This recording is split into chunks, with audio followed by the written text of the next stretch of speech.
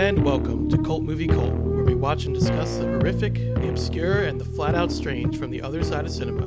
I'm Mark Dickerson. And I'm Jeremy Fink. And today we'll be talking about 2003's Save the Green Planet, with an exclamation point at the end, directed by Joon-Hwan. It follows the story of a disgruntled young man named Lee Byung-gu, played brilliantly by Ha-kyun, who is convinced that aliens from the planet Andromeda are plotting to destroy the Earth. Believing that a rich businessman named Kang is the leader of the aliens, Lee kidnaps him and subjects him to torture to try to coerce a confession of his crimes against humanity. Hunker down in your bunker and get ready to fight for the Earth. This is Save the Green Planet.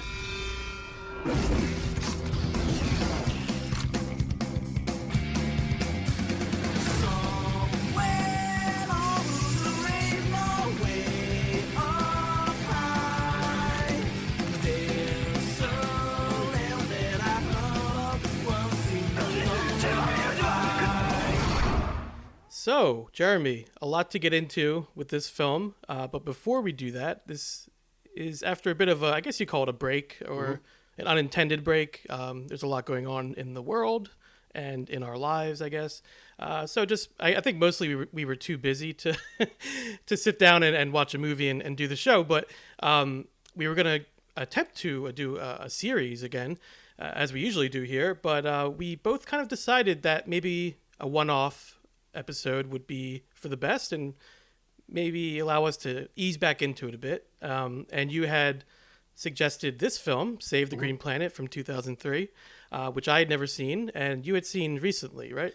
Yeah, so part of the reason we've been on hiatus, although it's just a little chunk of time, but certainly kind of threw my life into a little bit of disarray, was that back at the beginning of April, I actually was unfortunately lucky or unlucky enough to get COVID, which kind of put me on the shelf for a couple weeks and then threw me in catch-up mode for a couple weeks after that. But a positive that came out of that was that during that time, while I was wrapped up on the couch in a blanket, not doing anything for 2 weeks straight, I was able to watch this movie. So that, unfortunate origins, but maybe led to something good. Right, you had time to watch a lot of movies. A lot of movies, yes. So I guess that's a positive, but of course we're glad you're feeling better.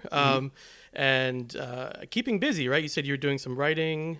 Yeah, so I've been, just to update, I've been working on a horror movie script lately. Won't give too many details, but it's kind of a one-location horror film with that's kind of based around a couple moving into the young kind of parenting phase of their life, but also dealing with family members and our connections to family members and how that plays into us growing up into adulthood.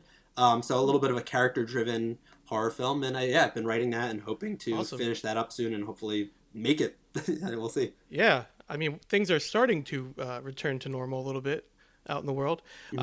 Did this movie that we watched, Save the Green Planet, did that kind of influence you at all, or was that just part of stylistically, because I was started writing this script pretty much a couple days before I got COVID, so a lot of my brainstorming and formulating of the ideas happened while I was having that 10-day long under the blanket movie marathon. So definitely the style from the movies fever like dreams this helped. The fever dreams definitely. Well, it's interesting. I won't get into too many details because it's still being developed. But the script I started writing originally didn't really have a lot of body horror elements. But by the time I was done having COVID for 10 days, there was a lot of body horror in the script.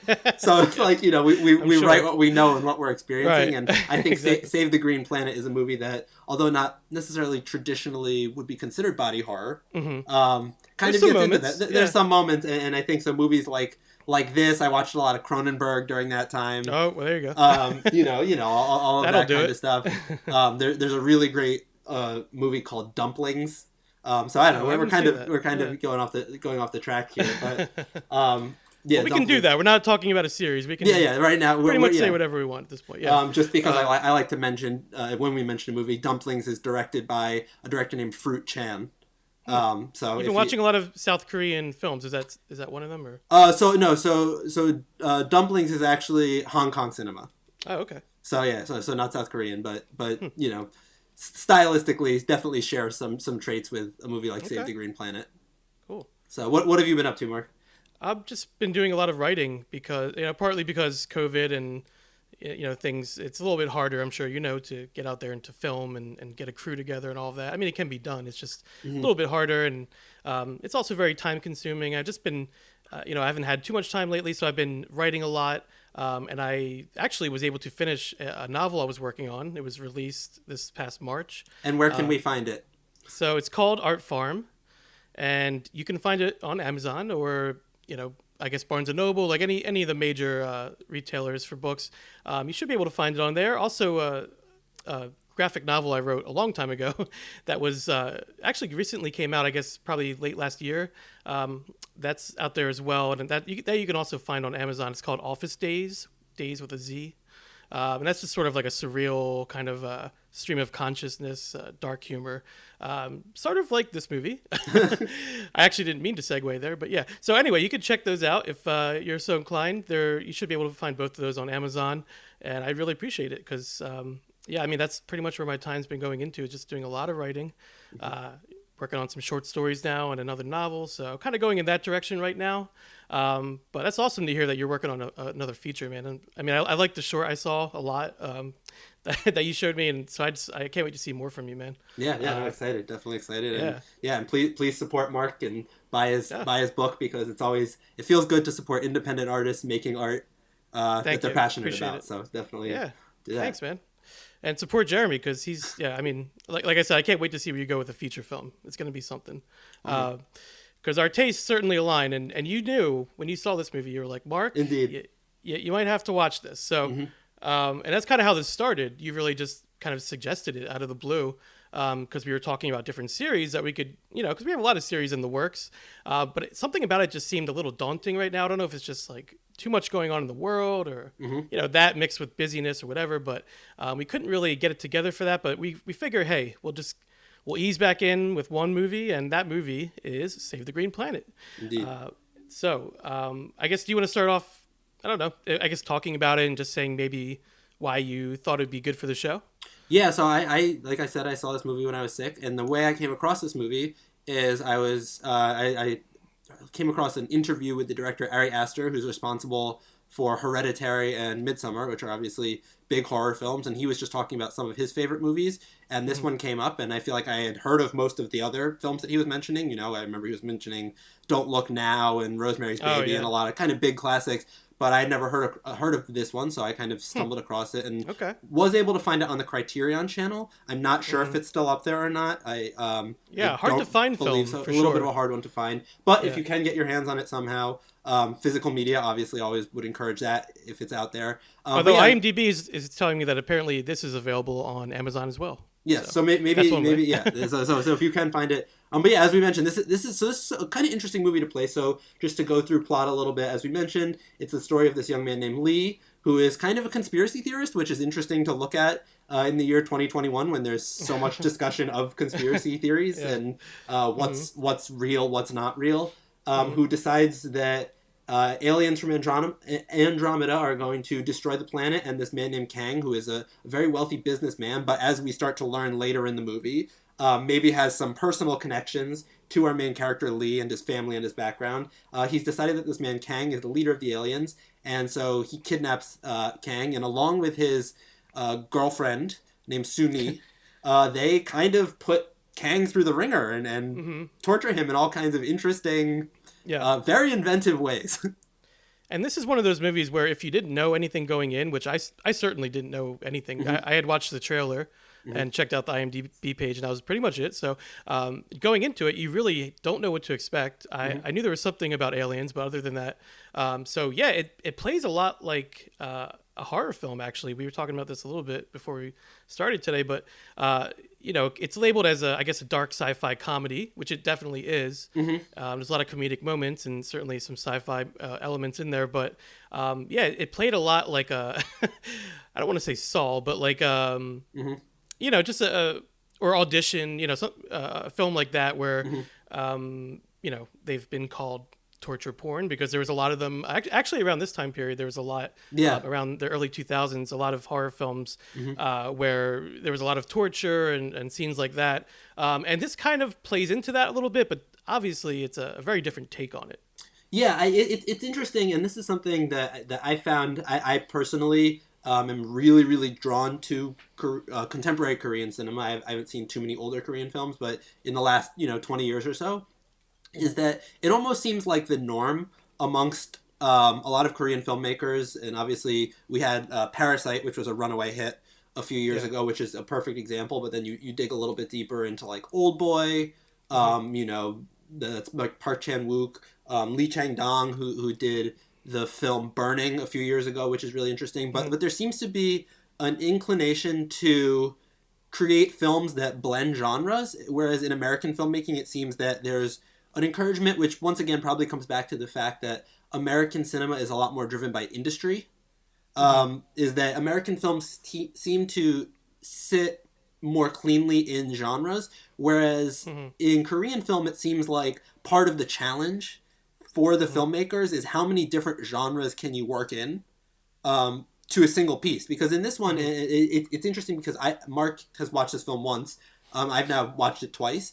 And it's the same thing. Watching it the first time, I saw a little bit of the humor, but the same thing. It did feel maybe a little bit more like a horror film to me. Dark comedy there, but yeah, more of a horror film. But watching it this time, I saw a lot more of the dark comedy. And, always on this show, disclaimer, we're going to spoil the film. So if you have not seen it, please pause, go watch it, and then come back. But, knowing the ending of this film. Oh yeah, that's that was a big laugh. Which will give you 1, 2, 3, 4, 5 seconds to pause in case you don't know it. The big ending is that the everything that Lee has theorized about Kang and him being an alien turns out to be 100% true. So I think knowing that, watching it the second time, this film took on a much more comedic tone. Because when he's not torturing a person, he's torturing an alien. It's funny, like it is funnier that way. You're right. It's funny because you're like, like this. He's actually what he's doing is very valiant. He's trying to save the planet, and he's maybe going about it in a bit of an extreme way. But what this alien is trying to do to him and his people is extreme. So when you take that human element out of it, and you don't see a guy, having what is it? Like icy hot or something, like basically icy hot rubbed on his wounds and eyeballs, and instead you see it as an alien who those are his only weak spots, and that's the only way to extract information. It's not quite as dark. It's kind of more of like a hero journey. Yeah, I mean that's actually exactly what I was about to say. I was going to say the main character thinks he is on this noble quest. Like he thinks he's on a mission to save Earth from aliens. And he really believes it. So he's fully committed. Although very early on, you start to obviously question things like, okay, maybe there's something going on in his brain, or you're not really sure what's going on. You do know there's backstory that obviously you're not aware of yet, and that kind of, throughout the film, you get to see more of that, and you get to learn a lot about him, especially about his mother, which we'll talk about. And so actually it's also a little bit revenge because he thinks that they've done something with his mother. And I do want to just really quickly mention that this main character of Lee, played by Shin Ha-kyun, he is really good in this. I mean, everyone in the film is good. Honestly, like the acting is really top notch all around. But his character or his acting in particular kind of stood out to me because in a way he makes his character actually sympathetic. Like even before that it is all true, and I think even before he knows, because I feel like part of him maybe doesn't fully believe it. I'm sure he questions but it. He's kind of just going for it, and just the way he continues to fight and try to outsmart these people and just fight for what he thinks is going on. It's just I thought it was really well done, and another actor, maybe I wouldn't have believed it as much or been as along for the ride or has been as sympathetic to him, because he's acting irrationally and dangerously throughout the film. So, I thought that was really cool that he was able to pull that off with his great acting there. So so I guess he's tortured a lot of people. So I guess most of them were executives. We find out later, but so that's kind of the one point in the film where I guess if we were to say it is a horror film, that's where it really kind of becomes a horror film is uncovering the labyrinth of. And we have this detective character, which I think was a fun dynamic. Where there's like this director, and you think he's this smooth talking. His name is Inspector Chu, I believe, is the older director. Or not older director, older detective. Detective, yeah. And yeah, Detective Chu, and then Inspector Kim is this younger detective, and you think it's Mm-hmm. going to be this kind of story where the older inspector, really knows what he's doing, and he's got everything figured out, and he's kind of fast talking. He's like doing this thing where he's flipping a coin, and then that guy ends up getting stung to death by bees. And like A hell of a death. Yeah, that was. yeah, I hell of did a not death. see that coming. And so it's Yeah. like one of the things, and that's why I say it's a movie that doesn't really feel like comedy the first time you watch it, because Mm-hmm. the comedy is so dark and so gruesome. A lot of the time we Mm-hmm. see dark comedy, and someone will die in a film in a dark comedy, and it's played as comedy, and we don't really feel, Mm-hmm. we don't viscerally feel that pain or that death. Whereas in this film, what's so interesting is, and I think it's probably just because it's so well done. I think one thing that that Joon-Hwan has a real talent for is textures, Mm-hmm. which I think is a Yeah. big thing for when you're doing violent Mm-hmm. movies. And this is Very visceral. Yeah. this is a very violent movie, but he has a real sense of textures and making Mm-hmm. you feel what's happening. Like, for example, we Definitely. mentioned before, there's a scene where our main characters Lee and Suni rub the top of Kang's feet raw and put this kind of mentholated icy hot, I don't know what else to call it besides icy hot, Yeah. balm to kind of burn him. But just the seeing that texture, and just that the association we all have with something like that, and knowing what that would feel like, and just these Yeah. really subtle close-ups, very, very, very Mm-hmm. good work with the I guess I don't know if it's prosthetics or just makeup, how they pulled that Yeah. off. um I'm I'm sure we'll mention it later, but when the executive who's captured is pulling himself off of he was yeah. essentially crucified at one point. He's Hmm. pulling his hands through the nails. I mean, scenes like that where they really like kind of linger Yeah. they're close in on it and everything. Yeah, really well done. And definitely But gives you the horror movie vibe. But well, yeah, and that's the thing. I think it makes it a little less funny because it's so well done. hmm right. It makes it out of context, or even in context, because you feel it. It makes you cringe. Whereas Yeah, a lot of dark comedies won't actually take it that far. yeah, They'll kind of either make it so outlandishly silly, like there'll be like blood spurting everywhere, and it's yeah, like, oh, that doesn't feel real, or yeah. they They didn't don't go show too you at over the all. top. But Right. yeah, but this film, I feel like, hit that balance It was like just where, enough. yeah, Yeah. like if you saw that scene in a gangster movie, hmm it would feel really serious, Really intense. like Yeah. dead serious, dead intense. And I think hmm that's the thing where like you kind of have that ooh moment. But when you think about, like, there's the thing where he burns. So as I know, we're just kind of doing a greatest hits of Jumping around. the torture here, but Yeah. but when he burns Kang's chest with the irons, hmm like, that's a Yeah. hilarious visual gag. The iron marks on his chest, that's Yeah. really Yeah. funny. But once again, that's really painful, and it feels Yeah. painful the way they do it. Well, it's that. I mean, that's one of the main things I wanted to talk about with this movie is that it's that kind of ping ponging back and forth Yeah. between the style. Like you mentioned it earlier, that they kind of mix genres and styles and things like that, and they certainly do that here. And that's kind of what makes it interesting and really entertaining. And it very much, part of why the movie feels maybe so fun, I guess, to me is it very much has that early 2000s vibe Yeah. where I'm certainly a fan of movies from that era. It has like a lot of energetic, quick cutting, lots of lots of camera movement, lots of creative editing going on, zany off the wall characters. You see like a lot of I don't know, a lot of films around that time. You see a lot of these kind of things Yeah. in there, and we haven't talked about many films from that time period yet, but on the show. But I feel like there was a lot of experimenting going on in this film, both in the actual filmmaking techniques used, because this was around the time when nonlinear digital editing was becoming more prevalent and was becoming the new standard. But so it's kind of early on in that process, which is why a lot of films from this time period, I think, feel almost experimental with their Yeah. editing. Like they're kind of jumping around back and forth because it's like now they had this freedom, right? It's like Yeah. now we take it for granted now, but think about that, going from the steam bed to the actual cutting with actual film to Yeah. well then it went to video for a little bit for certain projects, but for films, I mean, when now had free reign. I mean, the tools weren't as advanced as they are now, obviously, but still, just having that freedom, you can kind of feel it in movies from this time period. Yeah, like the idea of repeating shots, mixing in effects. Totally. Like no, totally. certain movies like Rules of Attraction. I don't know if you ever seen that. Come to mind. I haven't actually. Just and also in story structure and the types of characters we saw depicted on the screen as well. But also another, I actually was reminded of another movie we talked about, Jeremy, Dark Star, oddly enough, because we had discussed that, and obviously that's a sci-fi movie, and that's more like hard sci-fi, I guess you would call it, with some comedy elements in there. But this film, Save the Green Planet, was also a very cool low budget way to make a sci-fi movie, which I'm always into that, because actually I made a movie about aliens, I don't know, when I was younger, and I tried to find ways to do it because I'm like, I can't really show a UFO, and so you have to get creative with that kind of stuff, and basically it gives you a different take on it, and that's what this film does.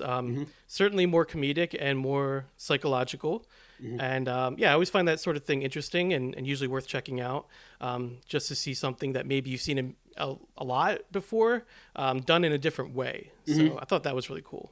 Yeah, it is another thing that I think is interesting with this film that I found myself thinking about more on the second watch is kind of the scope, and there are things full like I really enjoy this movie. There are things about it that even after 2 watches are still vague and don't make sense to me. Like the story with the mother is a little bit confusing. I think I maybe have a slightly better sense, and if anyone who's listening has seen this film and you have any more ideas, we'd love to hear it because once again, there's some stuff out there on this movie.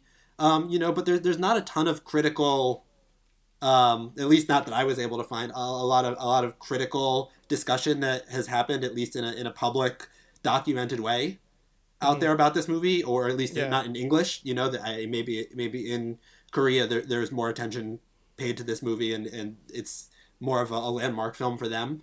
But yeah, so I'd love to hear. But one thing that I think was really interesting that struck me is the social commentary that's present in this film that I didn't notice so much on the first watch, because I think I was just too caught up. There's not much of it, but what's there is good. It's there, like the absurdity in the movie, I think kind of hides some of the social commentary, but I think there's a lot of it there. Especially, there's a few things. A is that the guy who is the alien, or who we suspect to be the alien, is a very wealthy businessman.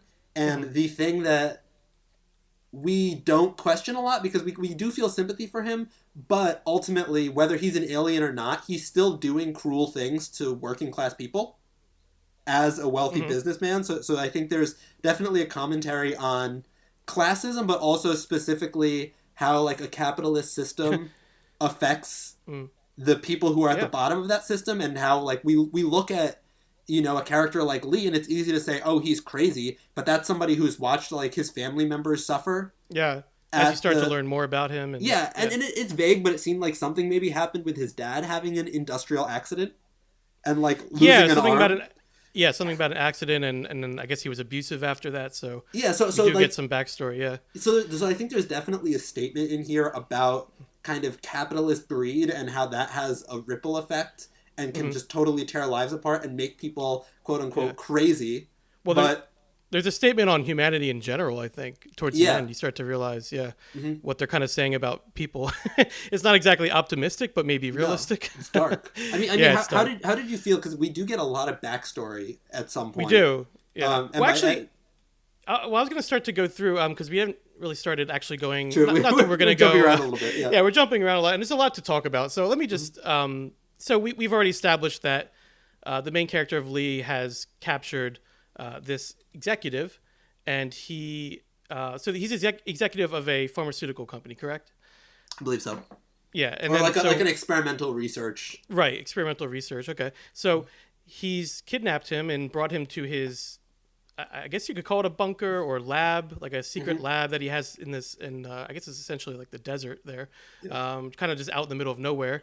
So they're kind of hidden away, and he's torturing this guy, and at first you're not really sure what to make of it, but then eventually it's revealed that Lee thinks that this man Kang is an alien, and that like a humanoid alien that is answering to a leader, And Lee would like to speak with the prince because he knows there's a prince and he would like to have some words with him. And we do find out pretty early on that this is related to his mother, Lee's mother.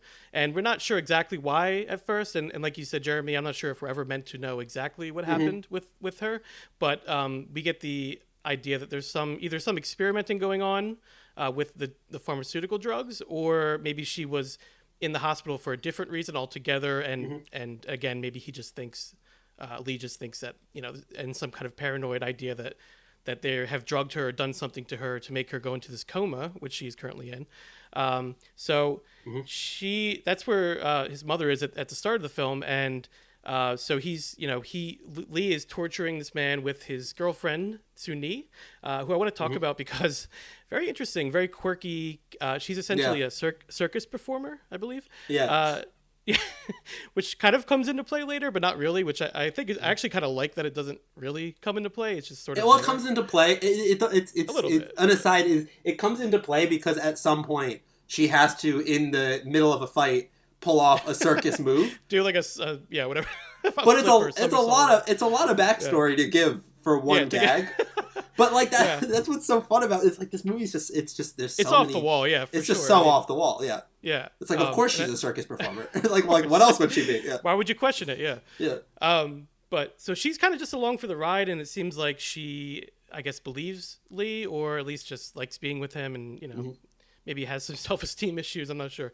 But anyway, she is fed into it, and we see this in real life too. People feeding into conspiracy theorists and things like that. So it's not totally out of the realm of believability. And then we're introduced early on to a detective character who you mentioned, Detective Chu, who I liked a lot. I thought he was a really good character, although he doesn't stick around too long. But he's sort of like your sorry to typical. Yeah, sure. But that's also one thing with that detective is if you watch a lot of Korean movies, that character is kind of a common trope.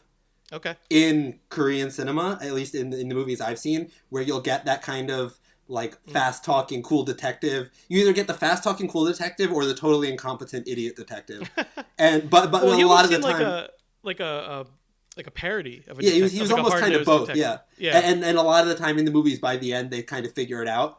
But like in this movie, he seems like he's the fast talking detective, but he's really the incompetent.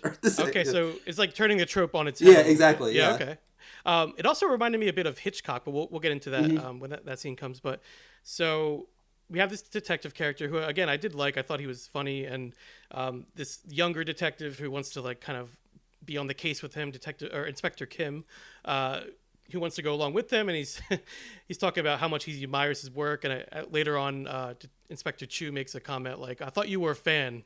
Like when they're talking on the phone, he's like, "Are you listening to me? I thought you were a fan," or something like that. I thought that was funny. But yeah, so little moments like that, and I like that that's kind of like a more almost like police procedural kind of plot going on as they're trying to figure out what happened to this executive, because he's a very high-ranking executive and he kind of just disappeared. And we're also introduced to Lee's dog named Earth, who I enjoyed, and he promises to feed him some nice alien meat if he's a good boy. And it's just like throwaway, like it's just like a random cut to where he's like talking to his dog. It's just stuff like that. There's a lot of that kind of stuff. But anyway, so yeah, Lee basically wants to meet with this alien prince. And again, there's this poor girlfriend who's along for the ride. And she has to endure his mood swings. There's a little bit of hint. So this is another thing, like there's a hint of kind of verbal abuse when he's kind of screaming at her. And this is another thing that would immediately make you dislike this main character. But again, the acting is just so well done that it's kind of like you still want to stick with him. So, and again, that ping-ponging back and forth between extremes, which I think adds to the darker elements of the film. And one moment in particular that I noted, we're seeing something revealed that has been deeply repressed inside the main character's mind. As he's torturing the man, we're kind of cutting back to scenes in his life, like his childhood. Again, there's like an abusive father, and he was picked on a lot at high school. There's a lot of things about like bullying and stepping on the little kid and stuff like that. And he starts to kind of act out violently and stuff like that at school. And then the next moment, we're watching his girlfriend practicing a circus act, like a high wire act, before putting a bucket down so that the prisoner can relieve himself. It's like almost like this endless stream of urine that comes out. So it's like these two, Yeah. and it's like these scenes happen back to back too. So I just I noted that's interesting, and they kind of do that throughout the film, where it's like the darker moments with these lighter, very comedic moments. So yeah, and I think that might be part of also why the darker moments feel so dark, is because you're kind of not ready for them. Right. Yeah. It's unexpected. Like you're kind of unprepared to see something extremely violent happen. Exactly. Yeah. But the scenes don't play out in a way where the violence feels unwarranted. It feels like it belongs in the story. They just kind of, in a similar way to like I know we haven't talked about him on this show, but I know you and I have talked about him extensively. Is in a similar way like David Lynch might do, particularly on a Twin Peaks, or some, or like maybe a Blue Velvet, where you'll get a really goofy, funny scene, and then the next thing you'll see someone just being like. Yeah, brutalized, something very extreme. Yeah, definitely. And it just he does that you. a lot, actually. Mm-hmm. And I do like that kind of, because it keeps you on your toes. And actually, I had mentioned the Coen brothers before to you, Jeremy. I also kind of get that vibe because something like No Country for Old Men, where it's like there's moments that are kind of funny and comedic, and then there's like these really harsh, violent moments, and they do that a lot well. Even like a Barton Fink, which I actually rewatched only about a week ago. Yeah, a lot of their movies, Fargo, a lot of Fargo, for sure. And it kind of has that vibe, and I like that. It keeps you on your toes. I like it. It's I like it when I don't know what's going to happen next in a movie. So, very unpredictable. So, he's obviously Lee is torturing this executive, and he accuses him eventually of using telepathy to make his girlfriend leave, because she eventually goes somewhere. And we actually there's a motif I wanted to ask you about, Jeremy. The use of the song "Somewhere Over the Rainbow." Yeah, we hear it a few times throughout the film, kind of usually just in the background. I think it starts the film. It opens the film as well. What do you think is the significance of that song? So I don't know. I had a couple of thoughts on that. The first, obviously, being the "Somewhere Over the Rainbow," kind of taken literally, like something about another place. The other side, in reference to aliens, and so that to me is obviously that's like the most obvious kind of interpretation. Then there's kind of the "somewhere over the rainbow" as in like existing in some kind of la la land, existing in your own thoughts, your own head. Obviously, Wizard of Oz. A spoiler alert, I don't know. I don't know if we have to. Seen Wizard of Oz. We haven't seen, but I mean, maybe.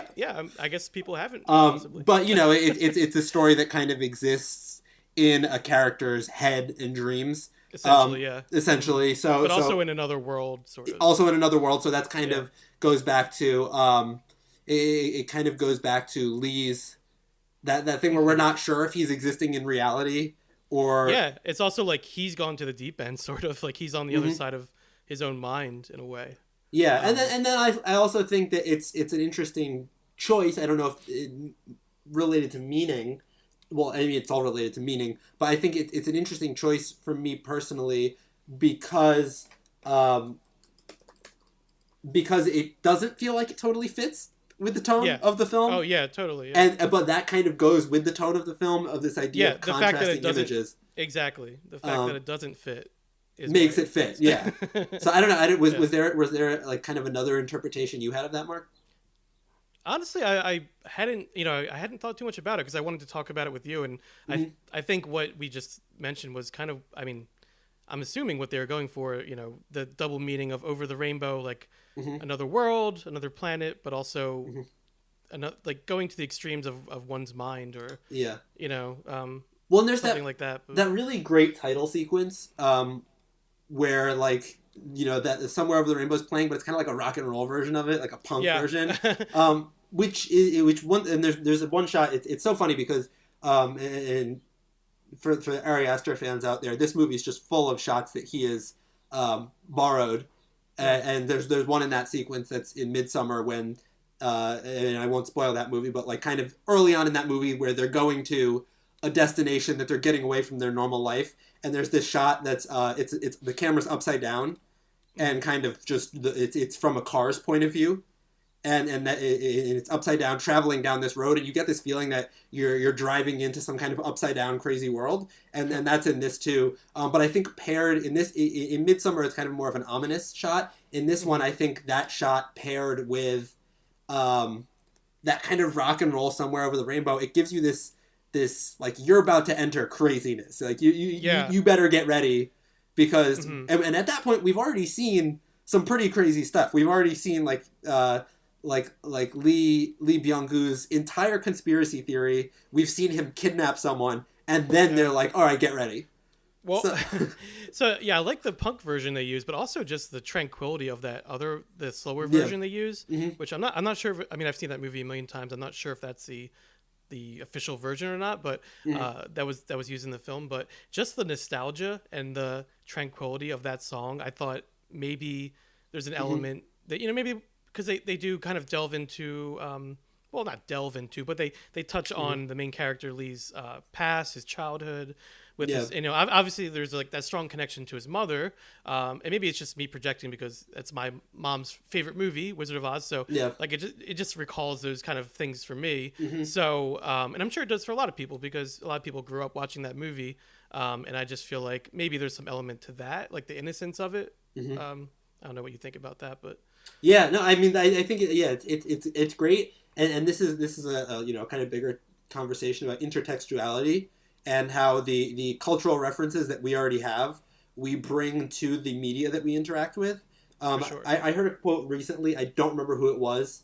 If I think of it, I'll say it. But they were talking about casting, and they were saying that when you know what it was? It was a video I saw about the movie Under the Silver Lake and the casting of Andrew Garfield in that movie. I don't know. Have you seen that movie, Mark? I haven't. I was looking at it recently, though. But without spoiling it, it's about a guy who's kind of a drifter and not a real success, and then you have this guy who's a movie star who's played a superhero, and how when you cast an actor, you're not just casting the actor, you're casting that actor's entire career and everything they've done until that point. You're casting Spider-Man. Yeah, exactly. Or like like Boogie Nights, the casting of Burt Reynolds.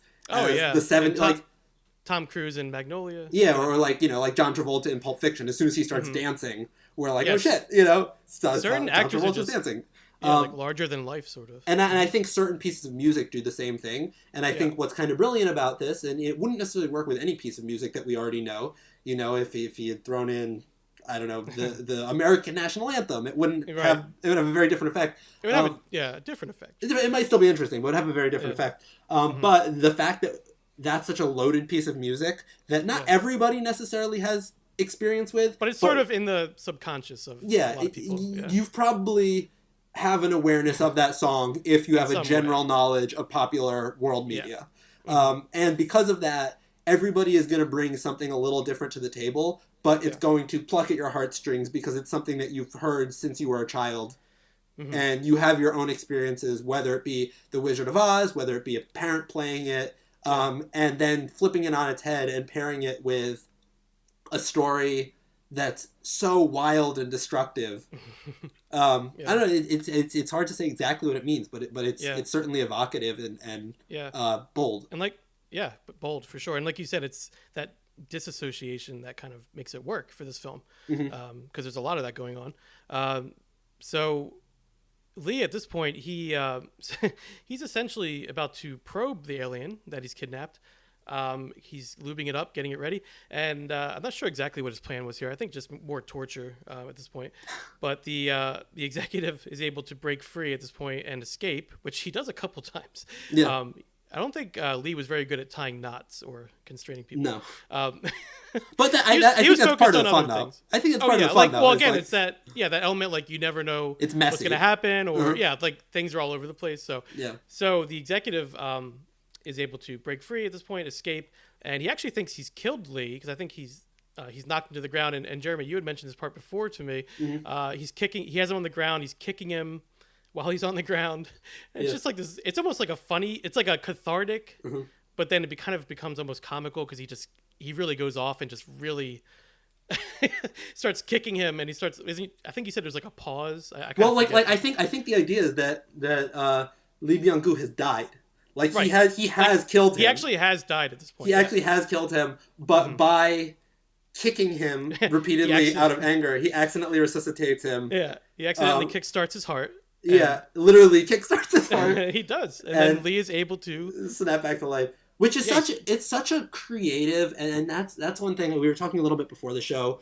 That those kind of gags or set pieces, it's almost like Marx Brothers esque. Yeah, in its absurdity, but like I feel like that's another thing, and you know I'm not trying to like group directors together, but you know you talk about directors like you know like a Bong Joon-ho or a Park Chan-wook, or in this case Jang Joon-Hwan, and you know these are all directors who are making movies in the same country around the same time, so you know that there's going to be a certain kind of grouping and awareness, and I feel like that kind of gag, that kind of very visual visceral gag is something. It's like in Parasite, there's a whole thing with peaches and a character being allergic to peaches, and just like in a moment where it seems like you already understand why that detail is there, and then you know it's tough without spoiling it, but like like a detail like that'll come back, and you'll get this really awesome visual gag that's thrown in the middle of a really dramatic, frantic scene. And it's the same thing in this film. It's just so full of great visual gags. It also reminded me a bit of this film is more comedic, obviously, but Eating Raoul, which we've talked about on this show. A lot of visual gags there, kind of like a dark comedy where a lot of slapstick is going on, involving cannibalism and murder and all that kind of fun stuff. So yeah, it kind of has that feel to it. And this part, so the executive Kang is able. By kicking him and kind of laying into him so much, he actually ends up, like you said, resuscitating him. And Lee kind of jumps up and he's able to gain the advantage again and proceeds to actually lock the executive up this time, sticking him with a needle that makes him become weak and pass out. And he's also filming it, which is interesting, but then that kind of comes into play in a bit. So he's filming him passing out, and then we see the detective. Now, this was a very Hitchcockian moment to me, or scene, I guess, sequence, where the detective, the older Inspector Chu, actually shows up at his door. Now, this may have just been me missing it. Did he know where he was going, or was that more of like he actually stumbled upon it kind of thing? Do you know for sure about that? I think there's a lot of things to absorb in this movie. I think he knew where he was going. Okay. Or either that, or he was looking for something in that area because of certain clues and hints, and kind of stumbled. I think there was some purpose. Okay. To him going there and well, it's definitely not what he said, which was that he was. What did he say? He said he was trying to arrest someone or something, or searching for someone. I think so. Yeah. I don't know. Or maybe he did stumble upon it, because it could go either way. I'm not sure. Yeah. I'm not. Well, because they never really tell you exactly. They never really tell you. And if they do, once again, it's a movie where there's a lot to absorb, so it's possible we've missed a detail that makes it clear. But it seems like there's a lot going on. They kind of leave it so you're not sure whether he's actually genuinely stumbled upon this place or. Well, either way, it's an interesting setup. And so he comes to the door, and when he rings the door, there's like this sort of alarm system that Lee has set up to alert him. And this comes into play a couple times in the film. And also the imprisoned Kang sees it, or I guess hears the noise, and he starts to try to crawl over to this opening, which is sort of like a little grate that's on the ground, right in between where the detective and Lee are standing, so at the door essentially. And there's a scene of him reaching up, and I thought this was like one of those comedic, like darkly comedic moments, but also a lot of suspense going on. He's trying to alert the detective, and his hand is reaching up, and we see the hand coming up. And there's all this tension as they're kind of talking to each other, and Lee's trying to play it cool, and he ends up stomping down on the hand, and so it's, again, some good tension and comedy here, and that sort of release when he stomps on the hand, and like, so yeah, stuff like that I really enjoyed. And also again, when I say Hitchcock, I mean, I think of like Psycho or some, not only does one of the main characters get killed, I wouldn't call this Inspector the main character, but he's pretty important to the plot. So he ends up as you said, getting killed by bees, and falling off a cliff, or getting pushed off a cliff rather. Or he may have fell. Either way, Lee has made this happen with the bees, because I guess Lee is also a beekeeper, which I forget. Lee has a lot of a lot of hobbies. He makes mannequins. He makes mannequins, right? He keeps himself busy. He's a real crafty guy. He's a crafty guy. He's a very either crafty that guy. or he stumbled upon all this stuff and just kind of kept it there. Yeah. But there's also a scene of them getting drunk. Him and the inspector, they're kind of just hanging out and having dinner together, and and Lee shows him like a book about aliens, about humanoid aliens, which is a very funny scene, because that's what a great way to break but also build tension.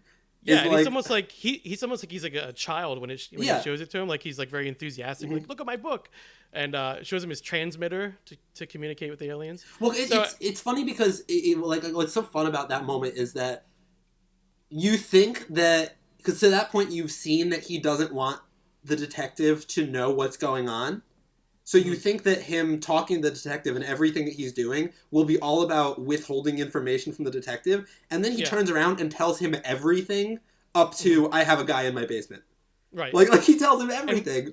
And he does, essentially, yeah. And whether or not the detective is there intentionally or not, the tension comes from, and the enjoyment really of the scene and the whole sequence is that, again, I'm going to keep saying Hitchcock, but it's something that he did all the time, where the audience knows more than at least one of the characters in the scene. Yeah. Sometimes both, I mean, we always knew what was going on, but as we're watching it play out, that's where the tension comes in, and the way they interact with each other. So, so this basically culminates in the detective. He becomes, I guess, attacked, swarmed by bees.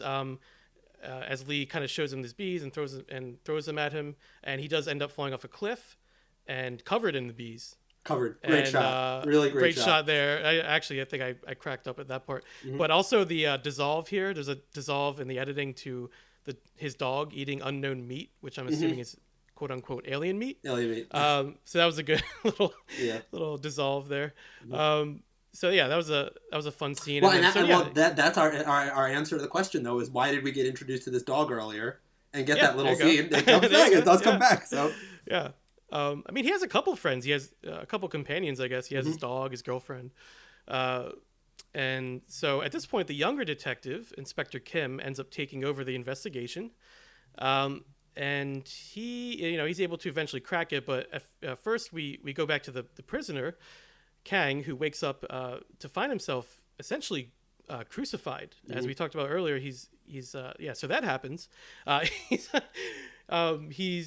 His arms are up, and he's got the nails through them, and in a desperate plea to save his legs from being axed. Now, is this a Misery reference? Because we do know this director was influenced by Misery. And did we mention that yet? We hadn't. The director Joon-HwanJang, he was very influenced by Misery.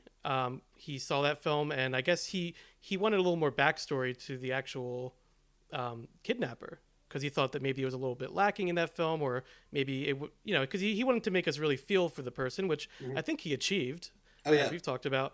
Yeah, so there's that moment where, in Misery, where I forget, is it an axe, or like it's like part of, is it the back of the axe? Because that's what he ends up using. Yeah, I can't remember. It's been a long time. but she uses something to break his legs, essentially, the captor. So there's that moment here where it's kind of the same thing, and I thought it was kind of like a fun take on it, because he starts to raise the axe, and you know what he's about to do, and the man just kind of tells him about his mother. He says she's in a coma, and there's an antidote, in the trunk of his car. So it definitely seems like a desperate plea here.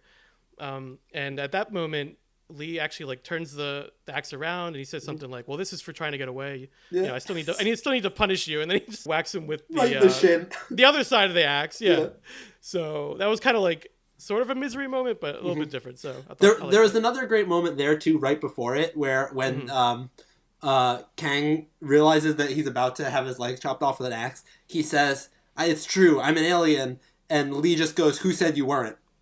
Which I thought was just such a funny line. Of course you're an alien. It's like that's what I've been saying this whole time. You've been denying it, but I've known the whole time. There's a lot of another thing too, is because the writing of this movie is just so bizarre. Is there's a lot of funny dialogue. Yeah. And just because he so believes what he's doing that he's just some of the stuff that comes out of his mouth is. Yeah, it's just so silly, but he has just such, and that's once again going back to performance. It is that conviction where you could see another actor even with that same line kind of showing some hesitation, who said you weren't, but showing doubt, but Shin Ha-kyun portraying Lee here just has such like, it's like, who said you weren't, like he just Mm-hmm. like has Just took zero doubt in his mind exactly. that Yeah. this guy is an alien. It's so funny. Yeah, of course. Yeah, that's. I mean, his performance is awesome. And so now, this is a scene we actually talked about a little bit earlier, where this executive is able to escape, but not by the best means. He essentially, because he's been, I guess he shot him with something that made him not feel pain, which was very nice of Lee. So he kind of repeats that over and over to himself as he's like building himself up, and he pulls his hands out through the nails, which has got to hurt, even if you are, I don't know, Pretty doped numbed up. out, yeah. Yeah. But he's able to kind of delve deeper into Lee's bunker / lab, underground laboratory, whatever you want to call it. And he finds evidence of many past victims, hands and brains in jars, which kind of remind me of like a mad scientist lab in an older movie or something like that. There's also torture footage, and so that kind of reveals why he was filming him earlier. And there's been like a lot of victims. It seems like it's not just one or two. Yeah, it seems tons, like yeah. a good amount. So again, now this would be something else that you're like, this is a horror film, and I'm scared, and I don't want this. I want this person to get away, and I want Lee to get caught. And that's kind of where my mind was at this point. Like, this guy needs to get away, and even though he might be a slimy executive, no one deserves this. So Yeah. So he starts reading through the journals, and the executive discovers more about Lee's traumatic past, which we talked about a little bit, about his father and being beaten in school, and he showed some early signs of violence. He actually stabs like a fellow schoolmate with a kitchen knife, and and then again, now his mother, I'm a little less clear on. I don't know if it's intentional or not. Maybe one of our viewers can inform us. But I have it here that his mother was then poisoned, and at a protest, his former girlfriend was beaten to death. So that's another thing that happens to Lee. And he slowly went mad, essentially, from the violence that surrounded him. And that's another theme, I guess, is just like the violence that humans are capable of, and the evil things that humans are capable of. Yeah. And you do feel for him a little bit more after that. Yeah. Well, and we get that kind of that deep dive down the rabbit hole where we get the entire history of which I actually really enjoyed even more the second time watching this. Was this kind of we kind of got the story of humanity through the scope of these Andromedan, if that's the word, aliens, and like we got an explanation for Noah's Ark. Like we got an explanation for like World War II. We just get like this crazy scope. But I think if this movie I think this movie, this is one of those weird movies where you could probably make the case that it's not about anything and is just pure insane entertainment. But you could also make the case that it's about a lot of things. But I think if it had kind of one main thing to say, it's that play between like the humans do such nasty, terrible things to each other. Yeah. But they're also full of compassion and the ability to be sweet to each other, and how that would look to someone from the outside, and how that's confusing. Right. Because to us it seems normal. I don't want to say normal, but it seems like it is part of our reality that like humans go to war and humans kill each other and humans backstab and do all this kind of stuff. Yeah. But to an individual who doesn't come from that kind of culture, that seems like madness. The only thing, I mean, those parts really work for me, the flashbacks, but the only thing I wish that there was more of a connection to maybe is why aliens? Like, why is he fixated on aliens in particular so much, and also their relation to executives? Yeah. And I thought that maybe that could have been explored a little bit more, or at least attempted to be.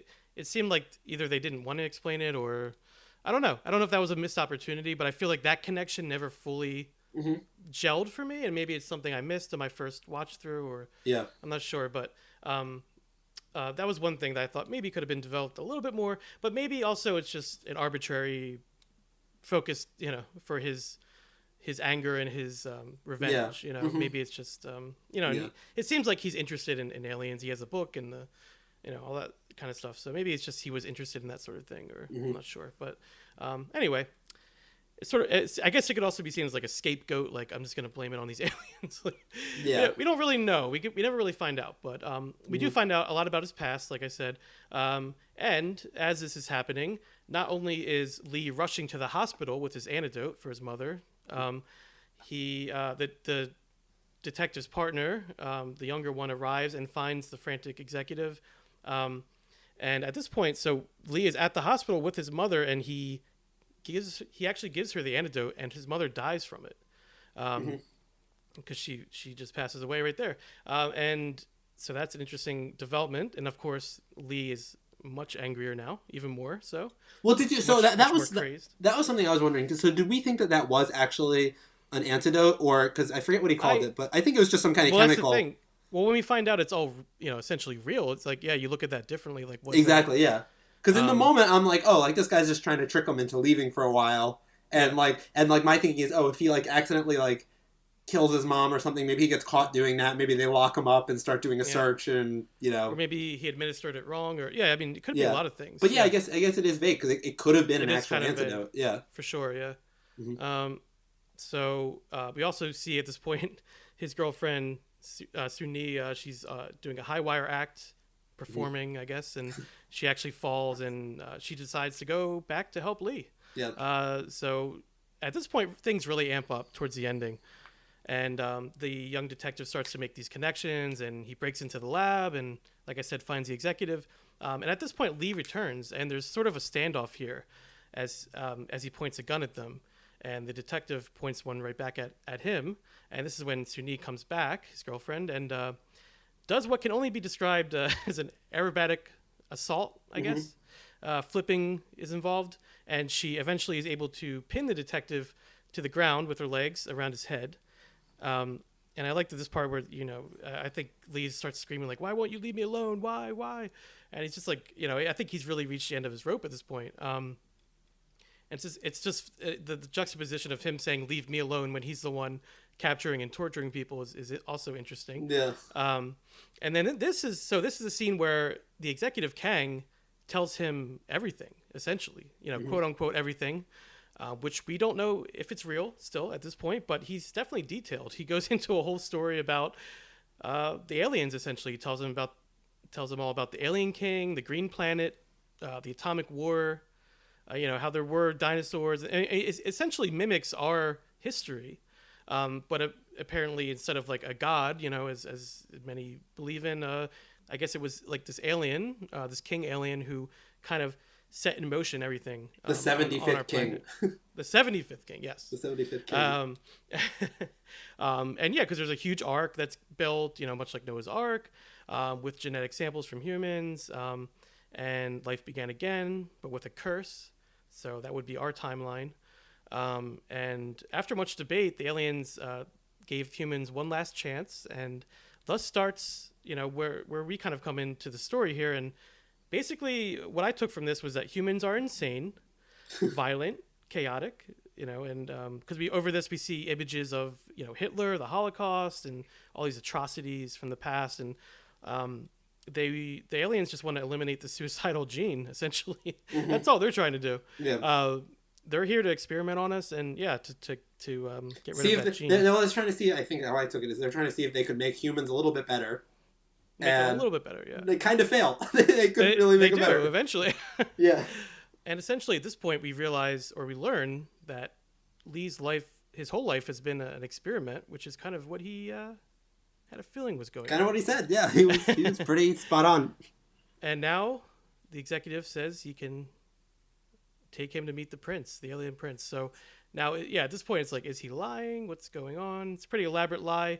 But then at this point, we do see that Lee looks over and kind of makes a connection in his head. He sees all the materials and the books and whatever they left out that he assumed that the executive was looking at, and so he kind of goes, "Oh yeah, you're trying to trick me."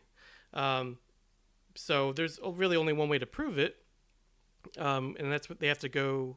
Lee has to travel with the executive to go back to the lab, the pharmaceutical facility, and now by doing this, they're going to. So what were they trying to get here? There was essentially was he just going to show him the the experiments, or what was he going to show him again? I think that's what the idea was. Or taking him to the prince, I guess. I think he was taking him to the prince. Yeah. Yeah. So he goes with them, and the detective stays there, and since he's heard everything, Lee says something like, take care of Earth, which he's talking about the dog, but I thought that was pretty good. Mm-hmm. Like, because he was saying, like, the detective's the only other one who knows everything if him and his girlfriend fail or whatever. Mm-hmm.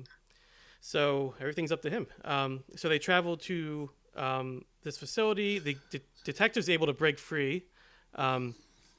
And again, it seems like Lee is not the best at constraining people. No. But I feel like this happens a few times. But so anyway, so they get to the pharmaceutical facility and they get into a struggle, Kang and Lee. And the executive is again able to beat Lee. He actually beats him down, and he actually kills him at this point. Or we think he's been killed again, much like the earlier scene. He's bad at constraining people, but good at surviving. Good at surviving death. Yeah. Yeah, because he is not dead, but the detective arrives just in time, and as Lee's about to shoot the executive, the detective is actually able to shoot Lee. Mm-hmm. Now he's actually dead. Yeah. I wasn't sure at first. I was like, he's still going to come back. But no, he's actually dead at this point. And I think his girlfriend actually, I don't know, was she shot, or she does actually end up getting killed as well? I think she dies in an elaborate crane claw incident. How did I forget about that? Yeah, I don't know if I looked away or I looked back and she was dead, so I kind of missed something there. But yeah, so she essentially gets killed at this point too. So they're both dead. And Lee is, as he's dying, he's left to wonder who will save Earth now. Mm-hmm. And so this was my favorite part of the movie, because this is what I was secretly hoping would happen, and you kind of have it in your head, like this movie's really out there and off the wall, so it could happen that this could all be real. And as the detective and the executive and everyone, or the other police people that are there, as they're all walking out of the facility, going to the cars to drive away, we kind of get this overhead shot and just them walking and talking, and then all of a sudden these laser beams shoot down from the sky and kills everyone except for the executive. Mm-hmm. And he and I actually laughed and was clapping at that point. Yeah, that's great. I thought that was good. It's just I kind of knew it was going to happen, but when it actually happens, it's just so zany and out of nowhere that it just was so perfect. Because they kind of make you think it's not going to happen for a second. Yeah, and like we talked about, I think it was before we started recording, but we talked about, Jeremy, how there's so many times where for a second, they let you believe that it's all real. Yeah. And then they quickly go back on that with something else, and you're like, oh, maybe it's not. And there's a lot of back and forth, but that's kind of what the plot hinges on, and what the entertainment of the film hinges on. So I think it was really well done. So up until this moment, you still don't really know what's going to happen, but then once those those laser beams come down, and the executive opens his arms up to the sky, and this big UFO arrives, and it actually, I guess, beams him up because he just goes up into the UFO, and so at this point, we're full on sci-fi, whatever you want to call it. We are in the spaceship. We're seeing all the devices and the different, I guess there's only a couple aliens there, but again, apparently Lee was right this whole time. The whole time. And the only thing that he didn't know was that the executive was the king alien. And he orders the other alien there to stop the experiments, and that planet is hopeless. Yeah. And it's bye-bye Earth. Unfortunately, the dog too, which was a real bummer. I always hate when they remind you about Yeah, I know. I just hate to see the dog. I know. Maybe that's why I thought of Independence Day with this movie, because. But yeah, so Earth is blown up, and that's the end. And then we get this little montage over the credits of the happier moments from Lee's childhood and his past. So, which is an interesting statement, I think, because we have the alien looking at it and saying, these people are helpless, and oh yeah, and then we kind of see, maybe there is some good there, and you know what? It's easy to overlook. I didn't even think of that, because I was wondering why they did that. It's like these little moments that are nice, and the good is there despite all the evil. There are little sweet things that happen. So it's an optimistic movie. I wouldn't say that, maybe, but I think like everything else in this movie, you get one side of the coin and then you get the other, and you're left to decide what you think it is. There's a hint of optimism, I guess. But it's certainly one of those movies that stays with you. I've noticed that. I keep thinking about it I mean, the night I watched it, I was like having dreams about it. It's Yeah. just one of those movies that just kind of Yeah. gets lodged in your brain, and I'm interested because you saw it twice, Jeremy. I mean, how was that second watch? Was it, you know? It was 'Cause interesting. it's a type of movie that I feel like you could go back to. Yeah, no, it's definitely a lot of little moments that I didn't necessarily, or I maybe caught. I don't know. It's the thing. It's kind of the thing with any movie with a twist, where when you watch it a second time, knowing that that is there, Yeah. you kind of can only see like all Yeah. the things that they were setting up. You could never watch it the same way. You as can the never first watch it time. the same way. Yeah. You know how it's good. So you're trying to see like, oh, like did they tip their hand at any point? Was there anything that I should have caught? How did I not catch that? Those kind of things. Yeah. I'd be curious to watch it again. I think that's part of why it actually is a cult film, because you could, you know, I think, well, not only how offbeat and zany it is, but it's definitely rewatchable, it seems like. So that's a really cool thing. Yeah. And this director, now, again, I haven't seen anything else by him, Joon-HwanJang. Honestly, yeah. But his first film, so I did find a little bit of a connection here, because his first film he made that he wrote and directed was The Quiet Family, which came out in 1998. And that film was loosely remade as The Happiness of the Katakuris. Oh, really? Which was by, Takashi Miike. I didn't realize that. Which I have seen. So I have seen that movie. Because when I was reading the plot of The Quiet Family, I'm like, this sounds a lot like... So that was interesting. I don't think I even realized that was a remake. But yeah, so that, I mean... Wow. The Happiness of the Katakuris is cool. really off the wall. It's like a musical comedy that's also very insane and very violent, and with horror elements as well. But if you know that director, Takashi Miike, you can kind of expect. Yeah, you kind of expect that, but definitely worth checking out. And that is really all I wanted to say. I we said a lot about the movie. The one thing I noticed, just from like a storytelling standpoint, Jeremy, we always try to look at it from like a filmmaker perspective. There's certainly a lot of character development, but the film, again, it takes its time revealing things, which I thought was interesting. Like for a while, as the audience member, you're just not sure what to make of anything really. Not only the main character, but like, are these other people lying, or what does this detective know? But it does become clear as the film progresses, and I think at the very end you do eventually know most of what you were, most of the answers. So, it definitely took its time, and it was a intriguing watch, and it definitely kept my attention the whole time. So thank you for recommending it. I'm glad you were right on with my taste. Yeah, for sure. And it was a good one to kind of get back into the swing of things here. So, did you have any final words you wanted to say about this film? No, nothing. I think we've hit on a lot of it. I think for me, as a filmmaker, a lot of what I connected with this film personally was the stylistic elements.